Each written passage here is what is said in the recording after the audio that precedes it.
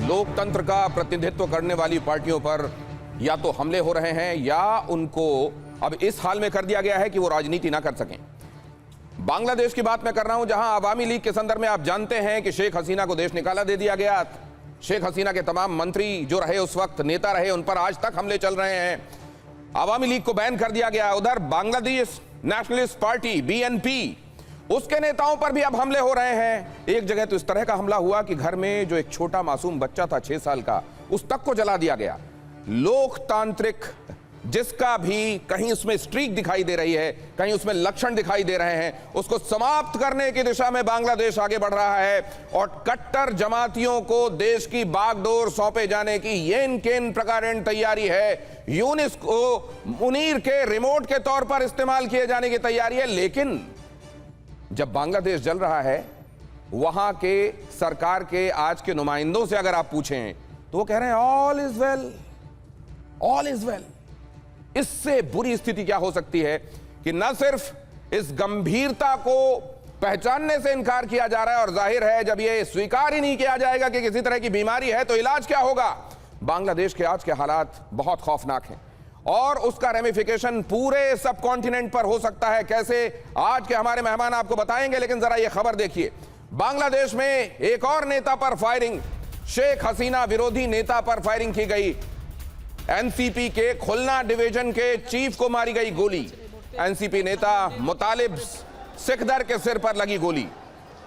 अब सवाल यह है कि वहां दूसरे ऐसे लोग जैसे शरीफ उस्मान हादी या मुतालिब सिकदर, ये लोग जो खास तौर से शेख हसीना के विरोध के बाद असल में चेहरा बने, नेता बने, उन्होंने अपनी अपनी पार्टियां फ्लोट की, उनको गोलियां क्यों मारी जा रही हैं?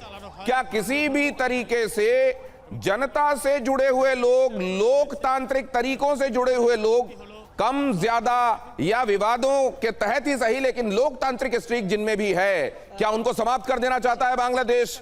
ये देखिए बांग्लादेश की आज की इन दिनों की तस्वीरें, कैसे बांग्लादेश जल रहा है और कैसे वहां नेताओं पर हमले किए जा रहे हैं। कोई भी ऐसा नेता जिसका जनाधार दिखाई दे रहा है या जनाधार बन सकता है, उसको समाप्त किया जा रहा है।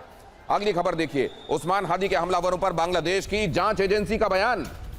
डिटेक्टिव ब्रांच चीफ ने कहा भारत भागने की बात गलत है, हमलावरों की लोकेशन के सबूत नहीं है। बांग्लादेश ने कहा भारत में एंट्री के कोई सबूत नहीं मिलते हैं।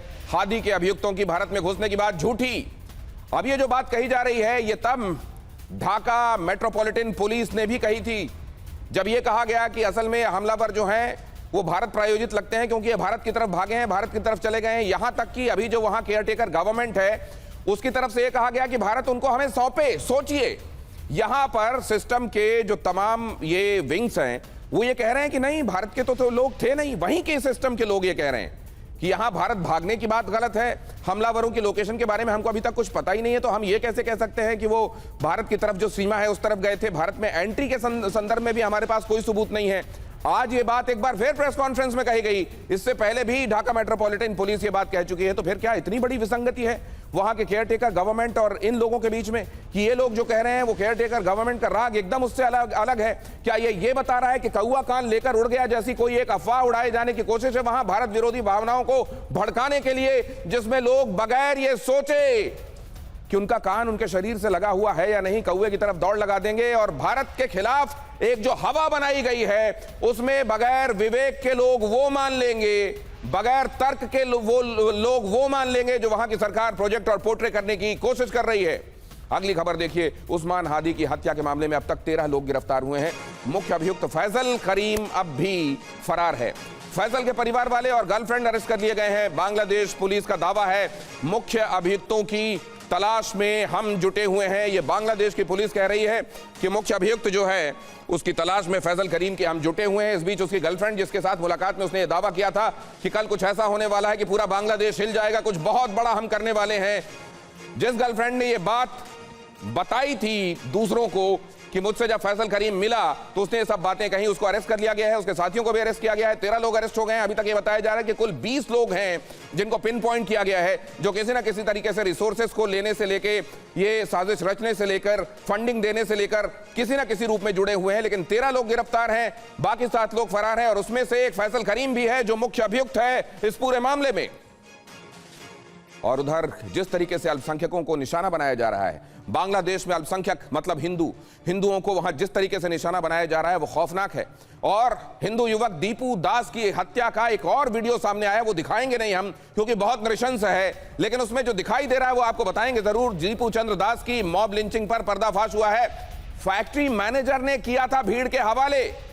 पुलिस वाले पहुंच गए थे, पुलिस वालों के पास था दीपू चंद्र दास, लेकिन फैक्ट्री मैनेजर ने भीड़ के हवाले कर दिया। कट्टरपंथी ग्रुप ने दीपू दास को फैक्ट्री से उठाया। एक कट्टरपंथी ग्रुप ने दीपू दास को फैक्ट्री से उठाया और फैक्ट्री के मैनेजर ने खुद उसे पुलिस के हवाले करने के बजाय, मान लीजिए उसने कुछ गलत किया था, पुलिस के हवाले करने के बजाय इन कट्टरपंथियों के हाथों में सौंप दिया। और उसके बाद दीपू चंद्र दास की जिस नृशंस तरीके से, बल्कि नृशंसतम तरीके से हत्या की गई, वो आपने, हमने, सबने देखा और सुना है। ऐसे हालात में, इस तरह की स्थितियों में आगे मैं आपको दिखाऊंगा विदेश मंत्रालय फिलहाल जो है बांग्लादेश का कह रहा है सब ठीक है।